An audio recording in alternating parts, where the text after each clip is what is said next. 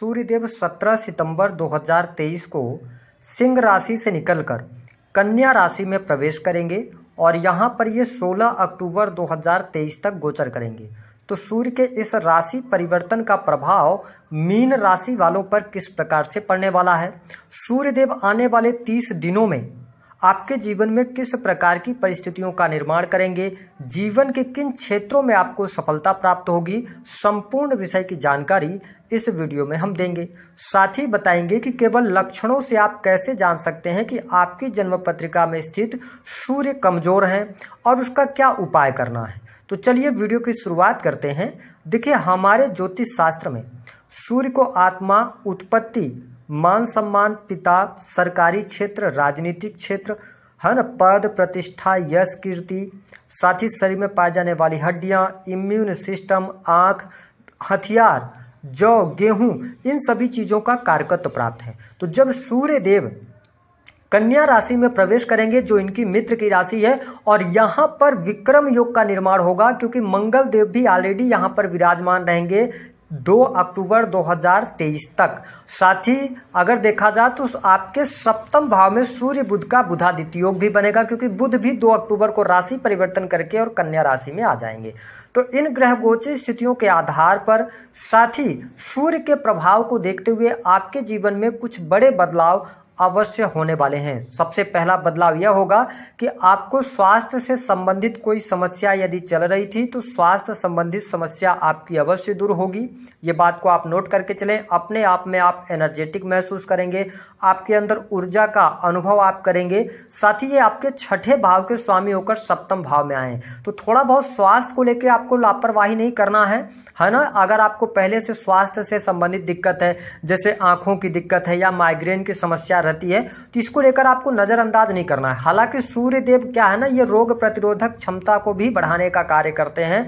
तो आप अपनी पर्सनालिटी को निखारने के लिए आयुर्वेदिक दवाओं की तरफ जा सकते हैं, ऐसी स्थिति दिखाई दे रही है। तो सूर्य का यह जो गोचर है ना, यह आपके हेल्थ के लिए तो बहुत अच्छा है, लेकिन 7वें भाव के अंदर सूर्य देव के आने की वजह से, क्योंकि सप्तम भाव जो होता है यह आपके दाम्पत्य जीवन का, वैवाहिक सुख का भी होता है, जीवन साथी का। तो देखिए, यहाँ पर मंगल देव ऑलरेडी मांगलिक पत्रिका का निर्माण कर रहे हैं, साथ ही यहाँ पर सूर्य देव भी आ जाएंगे। तो सूर्य मंगल का विक्रम योग बन रहा है, तो ये कैरियर के लिए तो आपके लिए बहुत अच्छा रहेगा, लेकिन पर्सनल लाइफ में कहीं ना कहीं से, मैरिटल लाइफ में वाद विवाद, ईगो की समस्या, अहंकार की वजह से पति पत्नी के बीच में वाद विवाद बढ़ सकते हैं। दाम्पत्य सुखों में कमी आपको देखने को मिलेगी क्योंकि सूर्य देव एक ऐसे प्लेनेट हैं जो बहुत ही प्रभावशाली होते हैं। जहां पर जिस भाव में बैठते हैं उस भाव को ये जलाने का कार्य करते हैं। तो कहीं ना कहीं से अपने संबंधों को ध्यान में रखकर आपको चलना होगा, क्योंकि आपके जो राशि के स्वामी है गुरुदेव बृहस्पति, वो भी बहुत अच्छी कंडीशन में नहीं है क्योंकि वो वक्री हो चुके हैं। तो आपको सूर्य के इस गोचर अवधि के दौरान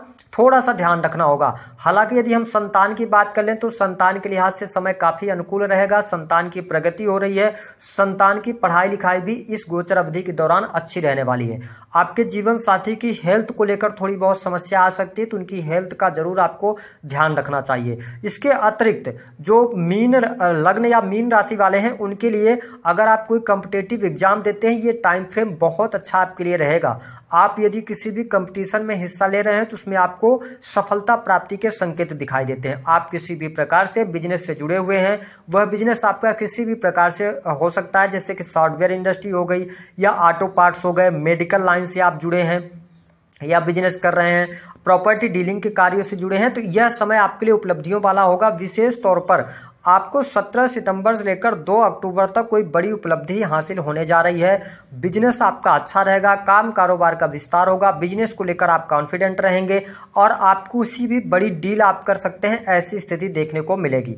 साथ ही शत्रु संबंधित आपकी समस्याएं अवश्य समाप्त होंगी। शत्रु आपकी छवि को नुकसान पहुंचाने का तो कार्य करेंगे, है ना, वो प्रयास करेंगे, लेकिन उन प्रयासों में आप वो सफल नहीं हो पाएंगे, ये स्थिति देखने को मिलेगी। साथ ही यदि हम बात करें तो कैरियर के लिहाज से अच्छा है। यदि आप नई नौकरी की तलाश कर रहे हैं, आपके पास में कोई काम नहीं था या नौकरी किसी कारणवश छूट गई थी, तो यह गोचर आपके लिए बहुत ही बेहतर परिणाम देने वाला है। काम की अधिकता रहेगी, साथ ही कार्यस्थल पर आपका दबदबा भी रहेगा। यदि आप फाइनेंस के सेक्टर से हैं या आप बैंकिंग सेक्टर में, एजुकेशन के सेक्टर में कार्य कर रहे हैं, प्राइवेट फील्ड के अंदर, तो आपको प्रमोशन मिलने के योग दिखाई देते हैं। साथ ही आपको बहुत अच्छे लाभ भी देखने को मिलने वाले हैं। जो लोग गवर्नमेंट सेक्टर के अंदर कार्यरत हैं उनके लिए समय अनुकूल रहेगा। हालांकि वरिष्ठ अधिकारियों के साथ में वाद विवाद या झड़प होने की संभावनाएं दिखाई देती हैं, तो आपको वरिष्ठ अधिकारियों से थोड़ा सा अपने संबंधों को बेहतर करने का प्रयास अवश्य करना चाहिए। जो लोग प्रेम संबंध के मामलों में चल रहे हैं उनको प्रेम में थोड़े से उतार चढ़ाव देखने को मिलने जा रहे हैं। हो सकता है अगर आपका मीन राशि है तो आप नए प्रेम संबंध भी आपके स्थापित होंगे, इस बात को आप नोट करके चलें।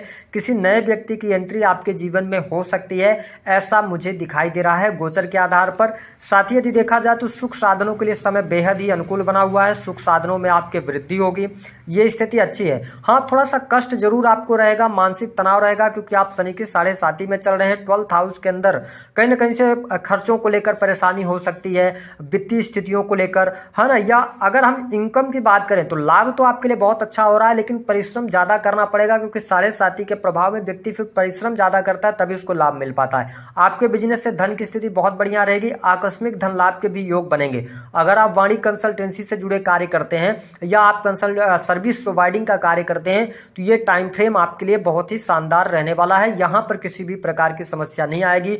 पारिवारिक जीवन भी मुझे आपके लिए अच्छा दिखाई दे रहा है, परिवार के लोगों का सहयोग मिलेगा।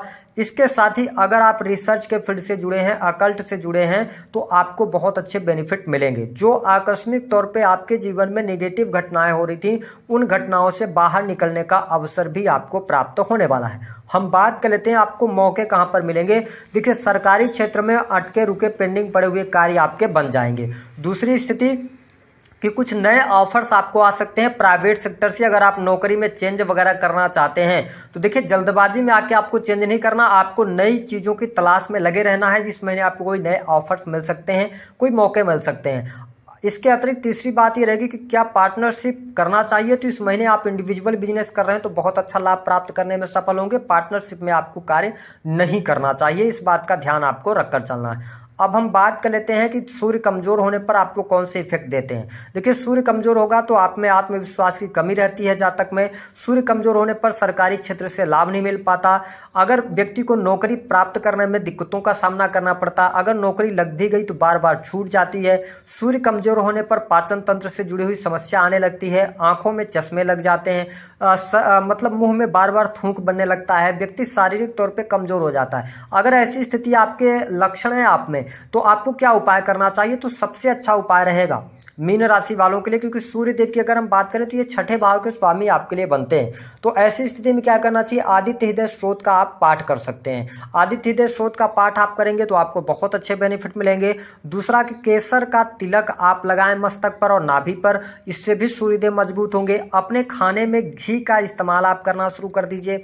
चौथी स्थिति कि भगवान सूर्य को अगर नौकरी में आपके समस्या आ रही है, करियर में या धन को लेकर समस्या आ रही है, शत्रुओं की समस्या आ रही है, तो आपको 1 लोटा जल लेना, उसमें 21 लाल मिर्च के दाने डाल लीजिए और उसके बाद भगवान सूर्य को अर्घ्य देना शुरू कीजिए, है ना। और सूर्य के उदय के समय ही आप उठना शुरू कर दीजिए, क्योंकि मुझे लगता है कि कई बार मीन राशि वालों में ये आलस की भावना हो जाती है, वो सूर्य उदय के बाद उठते हैं, ऐसी आदत होती है। तो आपको सूर्य जब उदय हो रहे हो तभी आप उठें तो आपको ज़्यादा बेहतर परिणाम देखने को मिलेंगे। तो दी गई जानकारी पसंद आई तो वीडियो को लाइक कर दें, चैनल को सब्सक्राइब करें, जितना हो सके शेयर करना ना भूलें।